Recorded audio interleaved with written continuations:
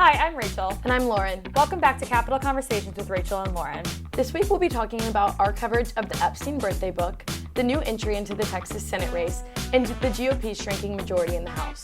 After that, we'll have an interview with Congresswoman Yassamin Ansari, and we'll answer all of your questions about our life on the Hill. Hi everyone, we are so excited to be back and chatting today. There is so much that was going on last week, which I feel like we say that every episode, and it will never stop being true, I think, especially with this Congress and the House especially. Yeah. And I think one of the biggest things that happened last week, and I feel like you would agree with me, is still, once again, the Epstein files, which, if you remember from previous episodes, we had said that the Epstein files is one of those things that we hear from people all the time. Like, it's the biggest thing that I think people who are not Hill aficionados they want to know about. And so I think the fact that we are now, once again, that's kind of leading off the show, just kind of shows how important it is to people. And so I think the biggest thing was the birthday book. I think that was, and also what the heck is the birthday book? I didn't know about it really until last week. So why don't you share with the audience what the birthday book is? So it dropped last Monday, and it is essentially like a little bit over 200 pages of compiled letters, poems, whatever you want to call them, pictures that Ghislaine Maxwell compiled from his friends, his family members, his nieces, his nephews, to Jeffrey Epstein. So that dropped from House Oversight last week, and I was sifting through it at 9 p.m. And honestly, it kind of just made me sick to my stomach. It's exactly what you would expect to be in the book. Like, the pages and the notes from his friends are absolutely disgusting to read. Like gaudy and gross. And so that is just, I feel like I've become kind of an Jeffrey Epstein file expert in recent weeks, just covering it so closely since I do a lot of House Oversight. But I think that the two most notable things that I wrote about were obviously the letter that President Donald Trump has in there that he has since denied and has denied since a few months ago. Wall Street Journal put out a little bit of a messaging problem on their end, I would think. Yes. The Wall Street Journal put out that this letter existed. They didn't put a photo of the letter, but they essentially described it in very close detail to what it ended up being whenever the House Oversight received it from the Epstein estate. The birthday book came in a slew of documents that the Epstein estate had given from a subpoena from House Oversight. So House Oversight looked over the documents where House Oversight Democrats released the one specific birthday card from President Trump early, which caused some problems there because it was released early. But it essentially has President Trump's signature, and the White House has been denying it since it happened. There's been a little bit of some miscommunication there, I think, from the White House, because for a while they said that it didn't exist at all, and so then they were suing the Wall Street Journal for defamation. And then when it did come out, they said that is a false letter and it doesn't exist. And then it was obviously right there, so that was a little bit harder for them, I think, to combat. And then people have zeroed in on the signature. Which looks, I think, neither of us are signature experts, but I think on a regular eye, it looks very similar to the signatures that we've seen on letters to members or letters to companies or things like that, especially since Trump has returned to the White House. So I think being able to refute that signature is his is going to be an uphill battle. I think what's interesting about the birthday book is that the people who are in it were clearly connected to Epstein's world. And one of the things that we don't know, a lot of people don't know, is were they instigators? Were they enablers? Were they just completely kept in the dark? And so I think that's one of the things that people are focusing on, especially with President Trump, is, did he know about Jeffrey Epstein's antics? Was he part of them? Was he enabling them? Or was he in the wrong place at the wrong time? And I think Democrats are more leaning towards thinking that they want to see some hard evidence that he wasn't just kept in the dark. They want to make sure that it's 100% accurate, that he had no part in this. But I think Republicans are saying, we're taking President Trump at his word. He says the letter's not his. He says the signature is forged. We're going to just try to find justice for the victims. And that is a great sentiment to have, but I think a lot of people, especially in the public, want to know, what did Trump know? We've kind of watched House Republicans fall in line with the White House's messaging. House Oversight Chairman James Comer did say that he's taking Trump at his word, and if he says he didn't sign the birthday letter, that he didn't sign the birthday letter, and that's coming from the person leading this investigation. So I do think that House Republicans are falling in line with the White House's messaging on this letter. So I guess from here we'll just see what happens with the Wall Street Journal lawsuit and what happens from there. But I do think that that was one of the main points. And then obviously President Bill Clinton has also had photos and been seen with Jeffrey Epstein and has been reported flying on his plane. And he did write also a letter. There was not photos of him or necessarily other letters like Trump's was more visual, but his described Epstein's childlike, essentially like curiosity, personality. So that was interesting. It kind of like gives you shivers a little bit. Yeah. You're just like you're not quite sure how something like this seems like movie-esque. You're Totally. not. How did this become part of like our regular American political landscape? It's just kind of interesting. And those were definitely the two most notable things in the book. There was also an address book that was released through House Oversight that has been released to the public before that has more names that we know. Andrew Cuomo. It has some relatives to Governor J.B. Pritzker, like just people like that kind of stood out to me. But that, again, is just an address book. That doesn't necessarily show any wrongdoings or connections to Epstein. But it is still public names that we're seeing in like somewhat of Epstein's orbit, which can harm a reputation. And I think it's interesting too because that kind of leads into this fight right now Republicans are having versus like Massey, who wants the discharge petition, who he wants the files to be released in its entirety. Just dump it to the public, let the public make their own assumptions. And a lot of Republicans have made this argument, including James Comer on Oversight, and other Republicans have said, well, we need to not only protect the names of the victims, but also, releasing things like the address book, like you said, is not totally indicative of wrongdoing. Totally. And so the public does have to make their own decisions, really, about what they feel about it. Obviously, there's been, a court case against Epstein. Those files are still kind of under lock and key. The Attorney General's trying to get them. So I think right now the transparency is the biggest argument in how to do that. And I think that with this discharge petition in the House, and now there's moves in the Senate, isn't there, to get the files out? Talk a little bit about what's going on. Senate Minority Leader Chuck Schumer filed an amendment to the NDAA, which is a defense bill, to essentially force the Senate to vote on this amendment on a bill that is going to pass regardless. It has passed for multiple decades now, and it requires the Senate to vote on essentially identical legislation to Thomas Massey and Ro Khanna's legislation in the House, because regardless of if their legislation passes the House whenever the discharge petition hits 218, if it does, it still hits a roadblock whenever it gets to the Senate. If it's scheduled for a vote, if it passes, this amendment on the defense bill does force a vote on essentially the identical legislation, making senators go on record voting for it. Right. So it's the same kind of problem that the House is having. And I think the senators, especially Republican senators, they aren't as firebrandy or as aggressively conservative as I think members in the House are. But kind of like we said, a lot of Republicans have fallen behind Trump on this issue. And I think that while the House has been a little bit more abrasive when it comes to saying, nah, we don't care about the files, I think in the Senate you're going to find it to be a lot more civilized and a lot more discussion about it amongst the conference. But again, that 60 vote filibuster threshold, that is going to be difficult because you'll certainly get Democrats voting on that amendment. I don't know if you're going to get a ton of Republican senators on it as well. So it could be just kind of a throwaway vote. I mean, it's a tough vote. It's a tough vote to take. The entire GOP and Democratic caucus in the Senate are voting on paper that will show up in congressional records forever. It might be the one vote that people in America are actually paying, like actually turning on to C-SPAN and watching this vote. Totally. But that does lead me into where the same bill is in the House.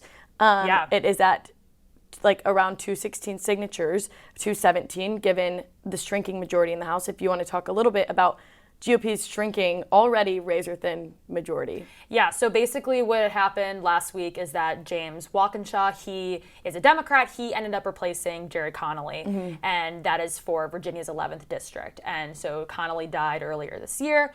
The special election is kind of the first for Democrats because in Florida, Republicans have already won two special elections for congressional seats. So Republicans kind of had the edge there. And so now this is Democrats first, and so he has been sworn into the House, and so he is now a member of the body. And with his signature on the discharge petition, now they only need one more. And it's something that what we are seeing and what we've talked about to Congressman Massey and Congressman Khanna is that they are not really respecting that much more of a Republican push behind to get the files. The signatures they already have, that's going to be probably about it for now, maybe give or take. But right now they only need one more. And so with these special elections, that's really kind of driving a knife into the side of Speaker Johnson because, before Walkinshaw's win, he only had a 3-seat margin. And that meant you could lose 3 seats and still pass legislation along party lines. And that's something that Johnson has really tried to do a lot since he's become Speaker, is pass bills with just Republican support. And that kind of dates back to kind of like a taboo from when Speaker McCarthy was making deals with Democrats. And that caused his ouster. And so I think that is what is very kind of hovering over Johnson's head right now, is that he really wants to pass these bills with only Republican support. And so with Walkinshaw joining the Democratic conference, now that majority is at 2. But there are other elections coming up, though. There is one at the end of September to fill Raul Grijalva's seat in Arizona, and his daughter is in a pretty prime place to win that seat. It's a pretty blue district. I don't think Democrats will have any problem holding on to it. So when that happens, that will not shrink the majority just because of the way that the House is structured and numbers. It will still be a 2-seat margin. However, it will give Democrats another signature for that discharge petition. And that election is on September 23rd. And her team did confirm to us that she would sign the petition her first day in Congress. So as soon as she's sworn in, that discharge petition hits 218. And then essentially is what it looks like. And that's what Congressman Massey That's what they predicted. That's what Congressman Massey was telling me, that they knew that all along. The White House knew that all along. Speaker Johnson knew that all along. That they really only needed 4 Republicans. Whenever we were first reporting on it, I remember we were like, who are these 6 Republicans going to be? But little did we know that all of them all along knew that they only needed those original 4. They planned it well. It kind of shows that there's a lot behind the scenes that's happening, especially when you do these discharge petitions. It's a cat and mouse game you have to play. And we've seen Speaker Johnson rage against discharge petitions. We've talked about that. And so I think the fact that this will hit 218 with majority Democratic support will give Johnson a messaging edge. He will say, this is a Democratic scheme pushed by a couple Republicans. But at the end of the day, 4 of your conference, Speaker Johnson, 4 of your conference did sign it. And so it's something that's happening. It's a process, and it's going to be on the floor, clearly, one way or the other. And I mean, when it does hit the floor, I would not be surprised to see more Republican support than we have on the discharge petition. I think that the discharge petition, when you do sign it, it is typically a tool used by the minority in the House. And so kind of signing on from the majority is kind of like a middle finger to leadership in a way. I think that these women and Thomas Massey have signed on, they're not necessarily doing it to go against leadership. Their motives are different. But it typically, looking at it like that, so I think that a lot of Republicans did shy away from that, but it is less unlikely for them to vote against leadership on the floor than to sign on to a discharge petition. And especially a lot of them are co-sponsors of the bill.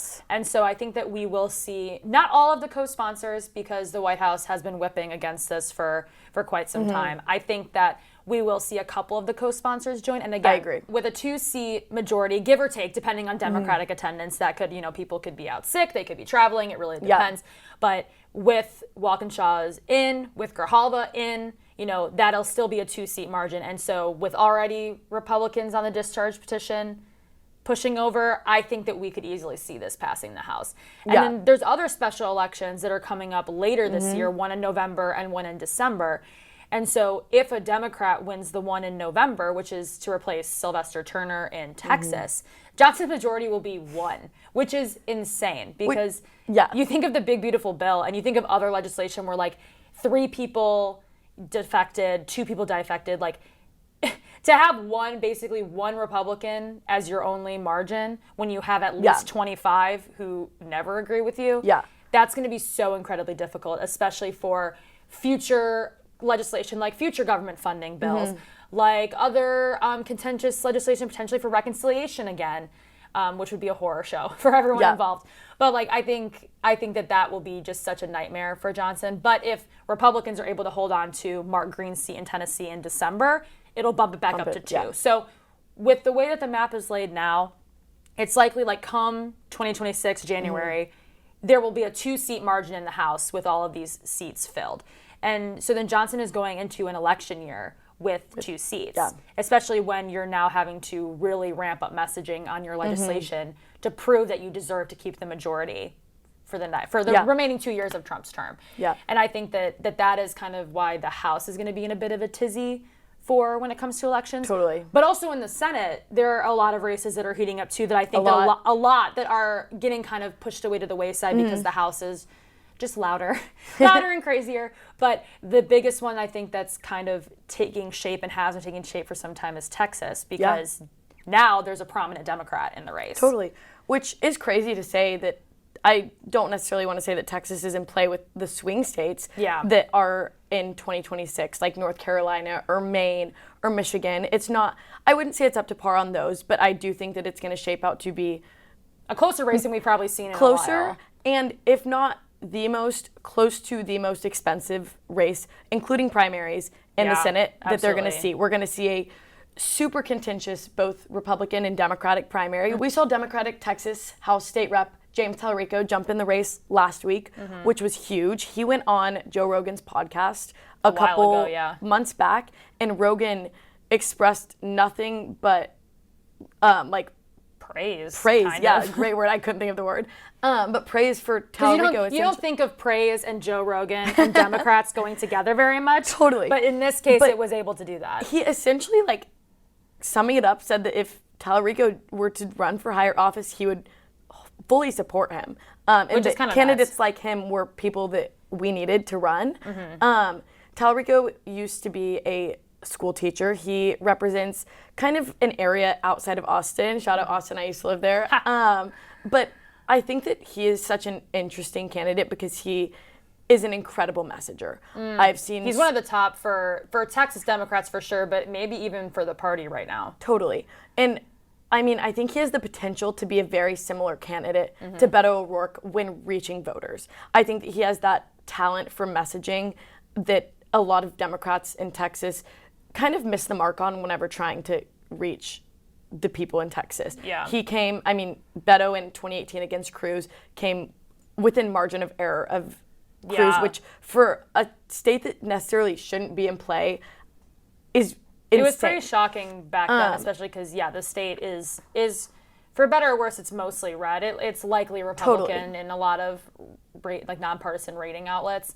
And I think that, especially now with redistricting having happened, the state's even shifting more red. So, but also the thing about the Senate is that redistricting doesn't necessarily affect them because it's just you're representing the whole state, so you have to worry about your specific district. So I think that may also potentially fire up Democrats even more because they're so mad about redistricting, they might just boost the crap out of Tallarico. So there are caveats, though. Oh. There's always a caveat. There's always caveats. There is a super competitive Republican primary between incumbent Senator John Cornyn and then Attorney General Ken Paxton. They are going to have an incredibly messy race, an incredibly expensive race. It's going to be one of those mudslinging races that are just, everyone's going to have a target on their back. And in general, if Cornyn were to come out on top from the primary, I think that any Democrat is going to have a harder time because he is more moderate. He doesn't have as many scandals attached to his name. Right. I think that incumbency is also a big help. Yes. A lot of people just see the Senate incumbent and they'll just go, yep, check. Totally.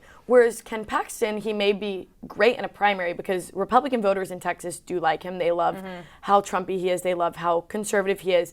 But he is pretty scandal-ridden. Yeah. So outside of a primary, he may not attract those middle voters like Cornyn does. So that, first of all, the Republican primary deeply is going to affect the general primary, especially with the money. And because you could see Republican voters they're like, well, I don't really want to vote for or they'll go to vote and they'll vote for Cornyn, but Paxton will win. And they'll go, I don't really want him. And Tallarico seems to be pretty moderate for a Democrat. I'll either just sit this one out or I'll just vote for him. Exactly. And you could see some cross-party voting, which would be kind of insane for Texas. But again, I think it kind of shows just how crazy it gets when both parties have shifted so partisan. Totally. That people who are moderate, you could be seeing just crossovers from all over. Yeah, I mean, completely. I think that there's just so many areas of obstacles for each candidate in this race, Republican, Democrat. But I do think that the second obstacle that Tallarico has is there is a major Democratic candidate that he will be running against in a primary, and that's Colin Allred. He was the Senate Democratic candidate for last year against Ted Cruz. Yeah. He fell short pretty deeply comparatively to the 2018 race that Beto ran against Cruz. He really campaigned in cities, whereas Beto traveled all around the state. They campaigned completely differently. But the problem with this is with two large Democratic candidates, they're going to spend a lot of money in a primary that will be needed in a general against Cornyn or Paxton. And that money funneling will be different compared on who it is, because if you're going after Paxton, you're going after, it's going to be dirty. You're going after his scandals. You're going after his divorce. You're going after, whatever. Against Cornyn, you're going to try to connect him to Trump. But even though he has come kind of outspoken against Trump at times, like it's definitely, your money will be spent in very different ways. Totally. And so I think that it does put him down cash in the general if he were to win the primary against Allred. And then you also have the caveat on a Cornyn primary or a Cornyn general will be harder than a Paxton general. Yeah. So there's a lot of caveats, but he is a really interesting candidate to follow. Obama has shown interest in him. He had a meeting with Obama, and I think that that's massive coming from a state lawmaker. Also a former dark horse candidate to a presidency. Yeah. People really like Tallarico, and so I think that he'll be someone really big to watch in the next 2 years and maybe the next decade. And a lot of people, I think, might be wondering while they're listening to us just yap about this is like, why should we care about the Texas race and why should we care? And I think that there's a lot of different reasons. One, kind of like what we said, it's a state that now is kind of in play that hasn't been for quite some time, maybe since 2018.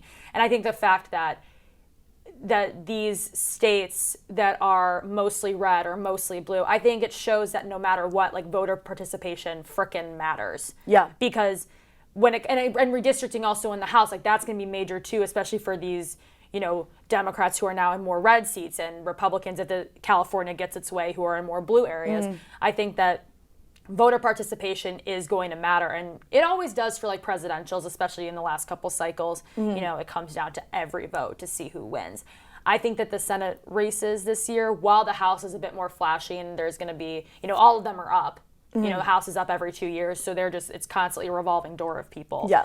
I think that while a lot of attention will be focused on, is the House going to flip blue? Is it going to stay red? I think that people should not discount the Senate, because then there's going to be a whole swath of senators coming up in 2028. And then, when that's a presidential year, that's going to be major. And so I think that these 2026 elections are going to be very indicative of what we're going to see in 2028. Yeah. I mean, I could talk about Texas all day long in the political realm, but I think that that's enough of us yapping about it for this episode. We'll come back to another one. We'll come back to it. Yes. But up next, we have our interview with Congresswoman Yassamin Ansari. So we are here today with Congresswoman Ansari. Thanks for coming on our show today with Capital Conversations. Thank you for having me. I'm excited. Absolutely. So obviously there has been lots of news last week with the assassination of Charlie Kirk. I saw a tweet you quote tweeted, and it was from some students that a Republican and a Democratic group on campus came together and did a joint post in their response to the assassination of Charlie Kirk. And you quoted it and said that we need to see a little bit more of, or a lot of it more of what they did there. I think that was a really big response from kids. I mean, college kids. What were your thoughts on that? And whenever you saw that post, what kind of emotions went through your head, and what have you seen? Yeah, no, thanks for bringing that up. I think anytime, well, first of all, taking a step back, we've had so much political violence in recent months, recent years, political violence, gun violence. There's obviously, I think, are at an extreme height when it comes to partisanship in this country, and have lost the ability to have conversations and resolve our differences with diplomacy and conversations and engagement. And I've seen that in Congress as well. I'm, obviously a freshman member here, but in the first 8-9 months, I think it's been very difficult to engage with colleagues on the other side of the aisle. But even around things that shouldn't be I understand we have very different views on many, many things, but certain things such as being against political violence and any shape that it takes should be pretty straightforward, I believe.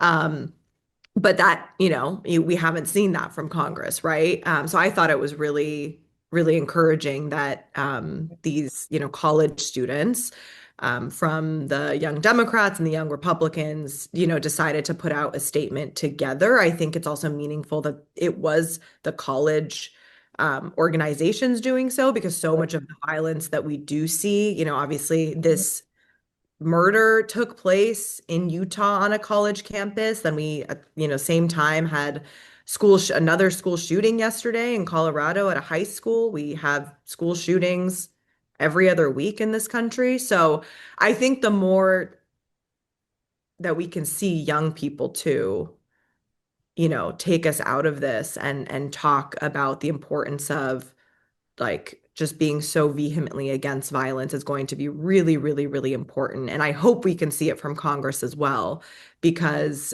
it's actually our jobs. We are supposed to be the ones to dial it down. And I think in a moment like this, it's so important to bring the temperature down.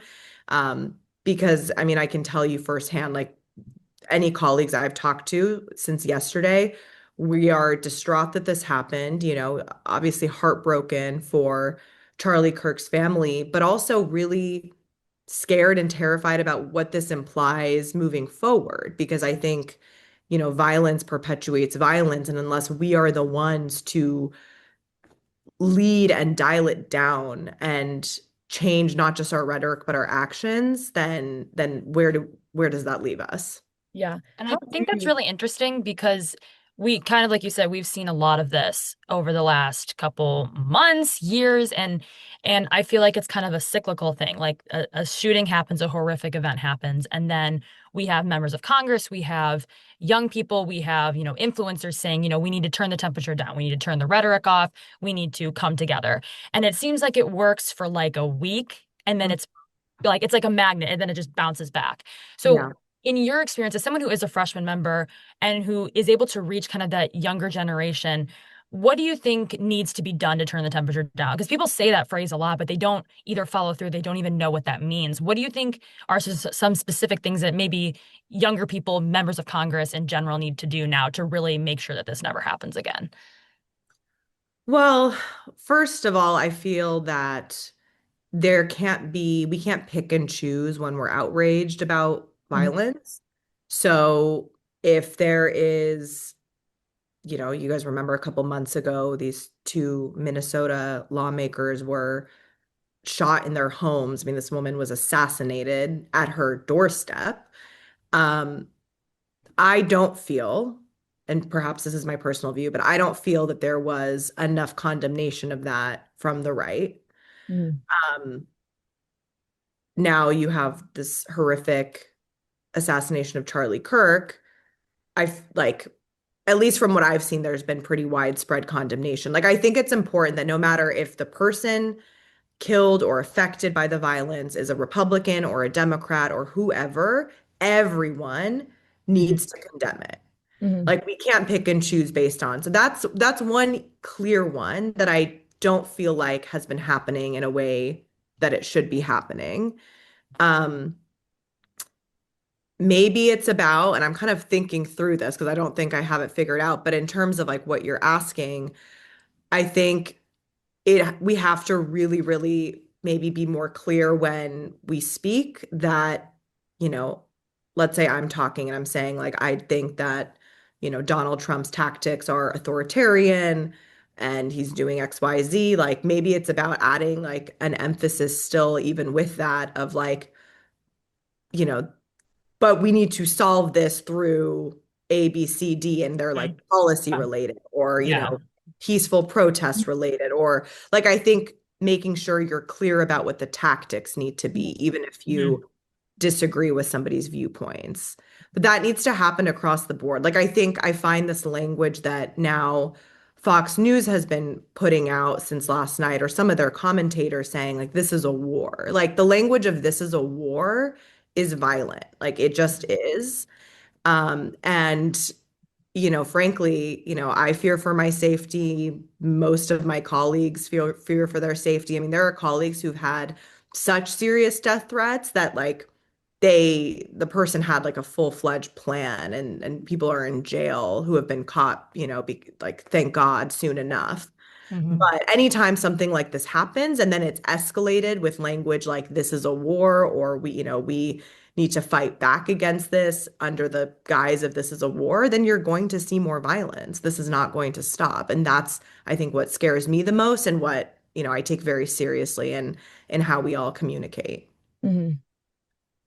Yeah, I think that you made a really good point in talking about. I think that I don't think that anytime soon or like at all is it going to go away that like the right is saying things about the left and the left is Yeah. saying things about the right. But like there is a point in that where you can turn down the temperature while saying those things. And I don't think that that's necessarily a point that a lot of people have been talking about when talking about ways to cool the temperature that we're seeing right now.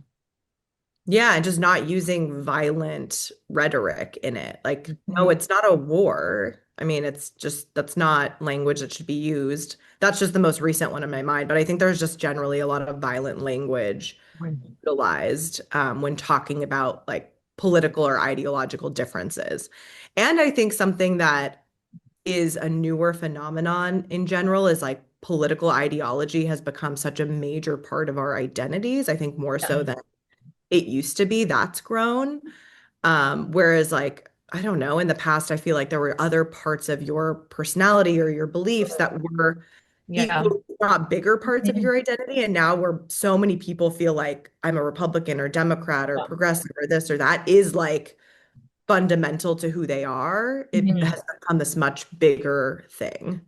I think that's true because I feel like prior to the assassination that happened last week, I think what was so interesting to me is I'm seeing all of these videos of debates between past presidents or between past members of Congress, or when Republican speakers of the House are introducing a Democratic president. Like just things like that, when you see just this level of respect that was so Yeah. prevalent during Yeah. like the 1990s and the Totally. early 2000s, like you're seeing and you watch that and you're almost really sad because No, you're it makes me sad to watch. it makes me really sad because it's like we should be like that. And it wasn't so long ago. It's not like you can say, oh, that was 100 years ago. Times have changed. It's like, no, that was literally under Obama.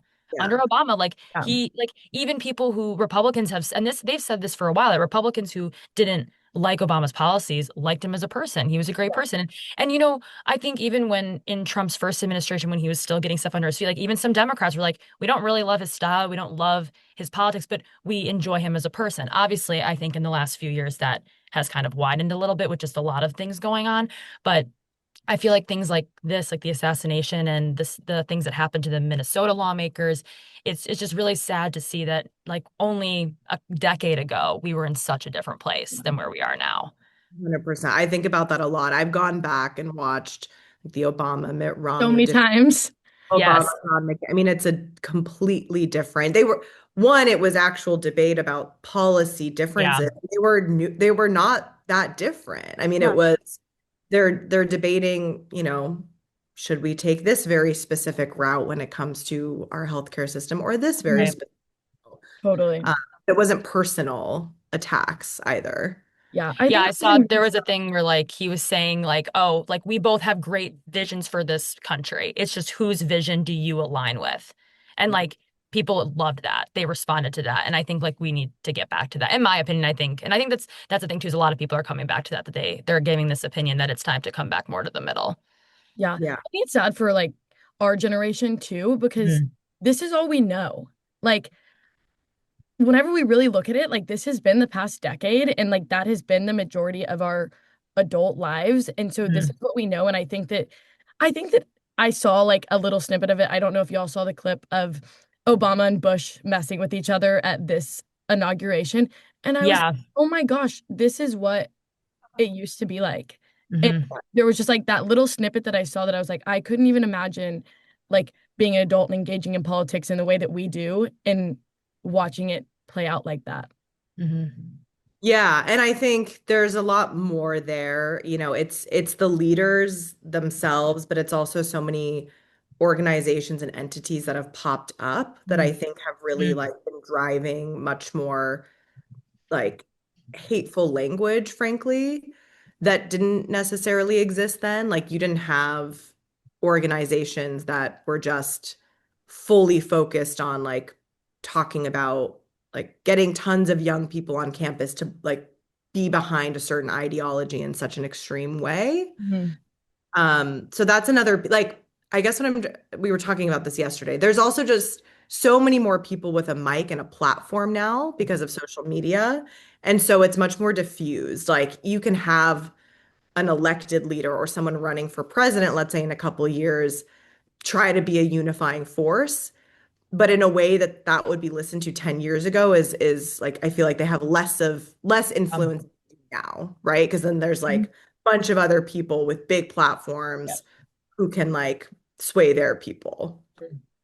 And so moving into the election season, obviously there's a couple this fall. There's a lot happening in 2026. You don't really know what's going to be on the voters' top of mind until like a couple months before. And, in 2024, it was the economy. And in 2022 midterms, it was abortion and things like that. My question to you is kind of a two-parter. A, do you think that maybe political violence and gun violence and political, rhetoric is going to carry on long into the midterms, or is it going to be kind of one of those things where it's just like a wave right now and then it crashes and then it comes back up again? And then the second part of that is also, what do you think Democrats need to do to kind of rally together and try to kind of get in front of this issue so they are at the forefront when it comes to the midterms? It's a great question. I think that I think the issue certainly could, my gut says it won't be at the forefront, but however, I think a smart candidate or leader could bring the issue to the forefront in a way of trying to be like the unifying candidate. Yeah.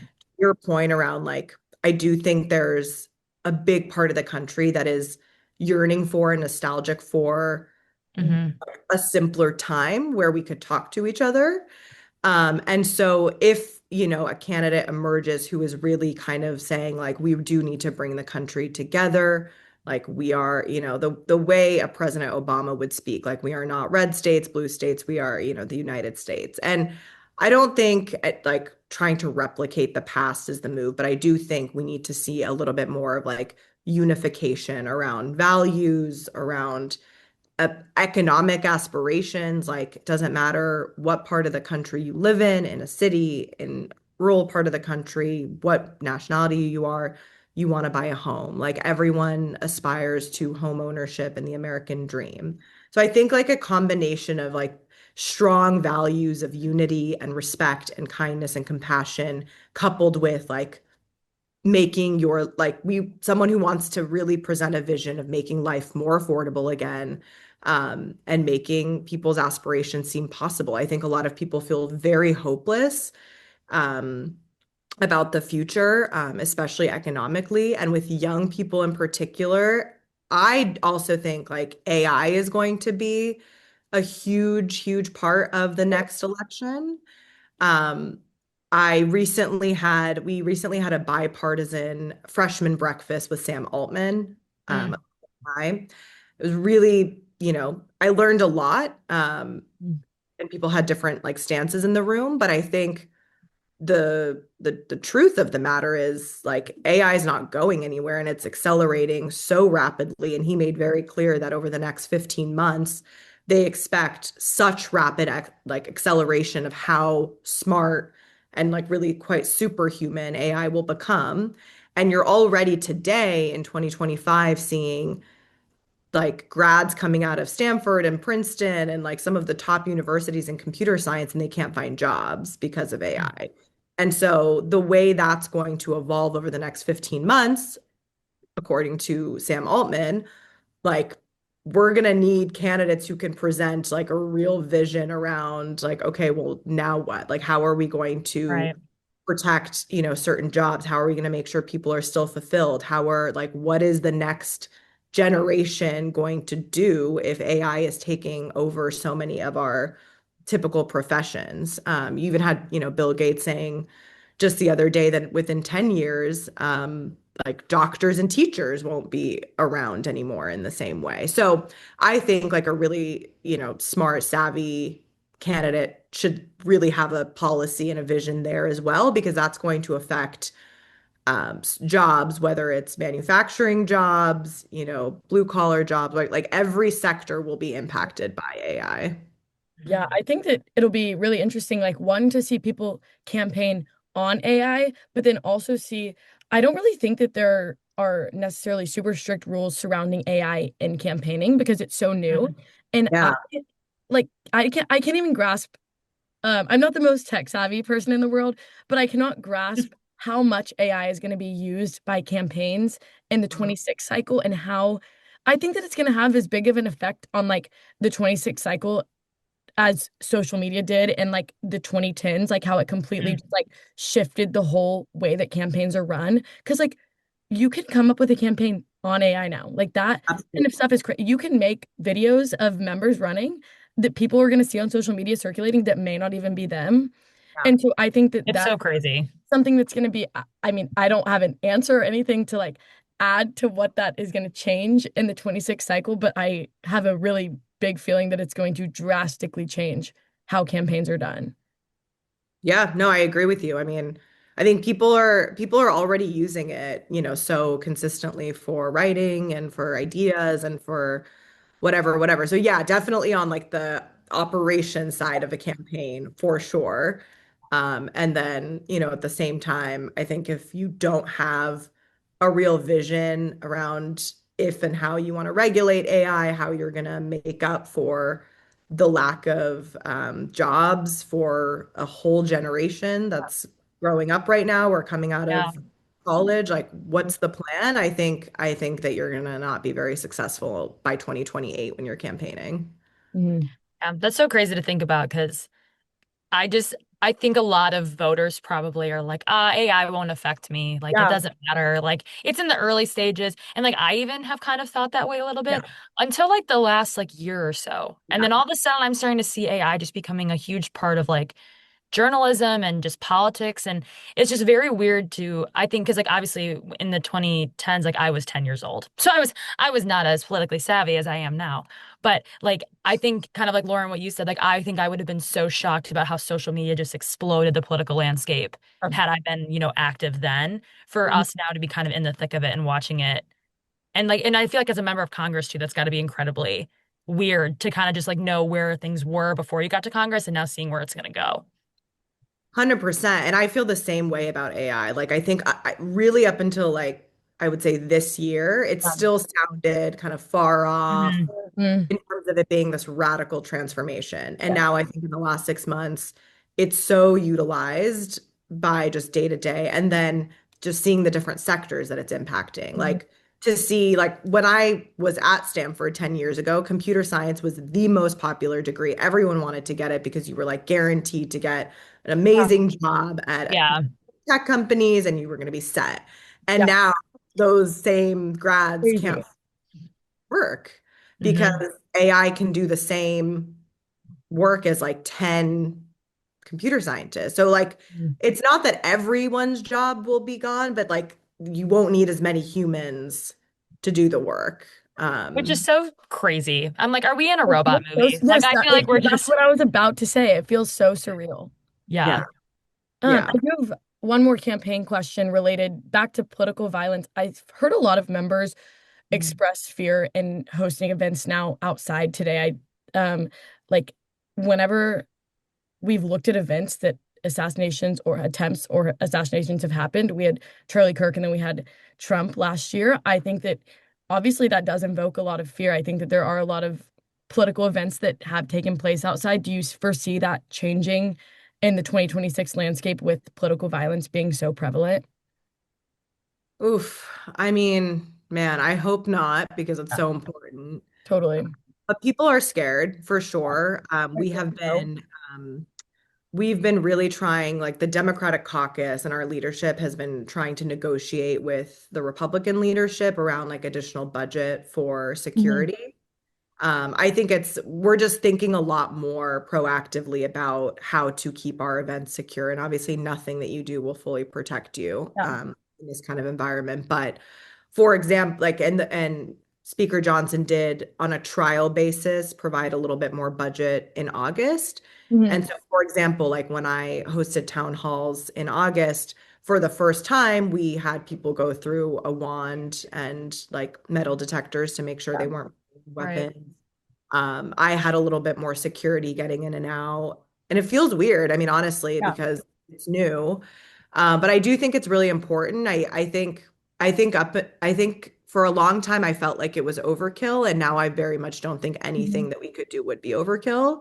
Mhm. And I think it would be irresponsible not to do it. So even thinking about my team, like in our district office, especially, uh, where it's just like a normal office building, you're not, you're not here at the Capitol, it's just somewhere we've rented, thinking about what can we do there, whether it's bulletproof glass, whether it's, having more remote days. Like when an event like this happens, I think that it's wise for people to work from home for a week till things die down. Yeah. So we just are like constantly reevaluating our own policies as a team to make sure that we feel more comfortable. But I mean, I will tell you also, quite frankly, like when something like this happens, like people's families get very worried naturally. Like my own parents have been calling and texting me, just be careful, don't say too much. So like they feel like the more you say, the more you're putting yourself at risk. Right. Which I think is the crux of the issue, is that people should be able to speak, and especially it's your job. It's your job to speak on the issues, and even, people who are influencers who, they chose to have a platform and they chose to do it. Just because they chose to do something doesn't mean that they should have to fear for their lives while they're doing it. And so I think that that's something that, and I think we as journalists kind of get a little concerned too, because a lot of times when political violence like this happens, people will turn and lash out at the media, saying it's the media's fault. And I think there's validity in that from both sides. I think both media, like both sides of the extreme media, could tone it down a little bit coming from a media person. But I think like it is so upsetting to think that like people's parents have to say, hey, don't talk too much because you can And be that's in what the I have to crosshairs. tell them. I'm like, it's actually like literally my job to speak on the issues. But yeah, it definitely, and this is the kind of thing that's going to discourage people from wanting to run for office or wanting to be vocal, because why would you literally risk your life, to do so? So there's so many intended and unintended consequences, and makes it, to go back to where we started, I think makes it very, very important that we think, all of us collectively think about what we can do to move into a more peaceful era. Yeah. Awesome. Well, thank you, Congresswoman. We appreciate it. Thanks for joining us. Thank you. Thanks for the conversation. And welcome to our Q&A section, where we're going to be answering questions that we get from viewers and listeners. And this one's a particular favorite that I'm quite excited to answer. So this is from Callie, and she says, what should you learn in your 5th grade government class? A lot. What shouldn't you learn in your 5th grade government class? 5th grade teachers, watch this clip, because I feel like we'll give you a lot of tips, especially coming from people who are in the Capitol every day.